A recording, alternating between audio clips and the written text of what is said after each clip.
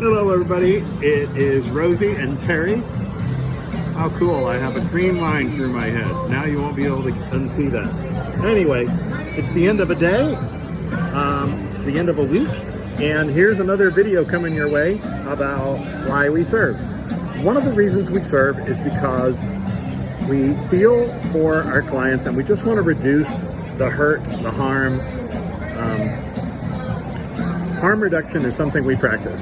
Harm reduction has, I don't know, it has a bad rap with some people.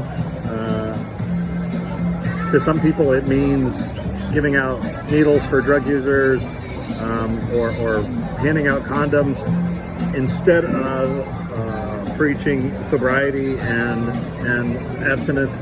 And harm reduction is those things. And anyway, but harm reduction can be applied across the board, and it is so much more than those things. Harm reduction is the principle that if you work with somebody and have a relationship with them, you can help them see that everything's not black and white. If they're doing something that is hurtful to themselves and they know it, then they have options and they can choose to do less harm. And in my opinion, by taking a series of steps that lowers harm, a lot of times people can sustain and maintain a better position relative to their goals than by trying to go from heavy whatever it is to nothing.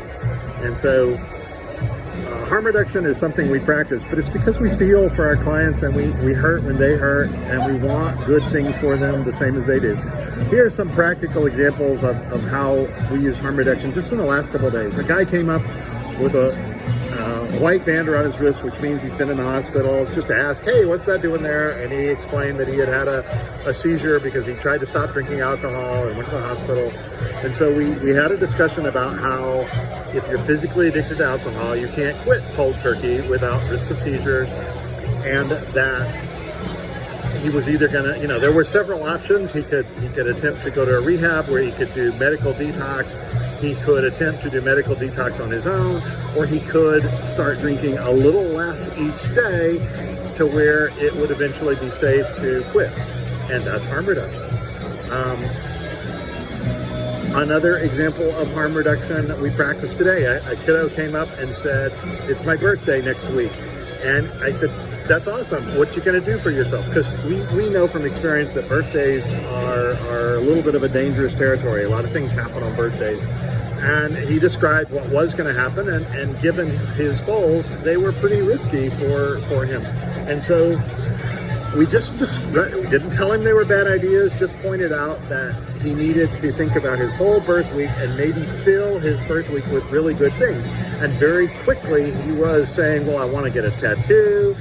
And that's awesome. And he very quickly was saying, I want to call my relative who can give me a ride to go see my son. And that is a really awesome thing to do.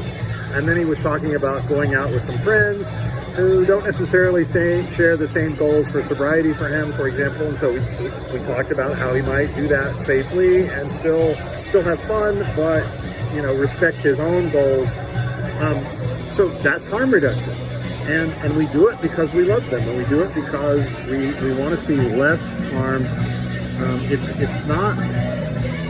It's not a black and white world. It's a gray scale. There is a continuum of risk on any particular subject, whether it's alcohol or drugs or sex or relationship or anger management. There's a continuum of harm. Yes, there's really, really bad, and yes, there's like really, really perfect that doesn't involve anything, but there's a continuum in between them, and helping people navigate that is something we do, and it's one of the reasons we serve, because we think it's not a black and white world. We think that's a misconception, and that all those gradients in between can be really helpful steps. And people need to be encouraged and guided to follow a path that leads to reduced harm and another step of reduced harm until, in fact, things are at a reasonable level in their life for whatever goals they want to achieve. So that's another reason we serve. Rosie is on my shirt, and here's Rosie. I think it's a pretty good likeness. Thank you very much. Bye.